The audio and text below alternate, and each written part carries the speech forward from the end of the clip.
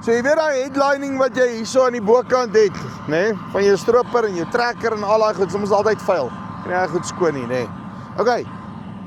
Maak seker dat jy by Nampo, by Liqui Moly uitkom. Ek het vandag ou Japie se Tornador vir hom gebring, nê? Hulle het nuwe stok gekry. Daai ene, nê? Nou, hoe werk die besigheid? So. Hy koppel hom op jou kompressor en dan het hy so 'n pypietjie, nê? Gooi van hierdie goed in. Okay?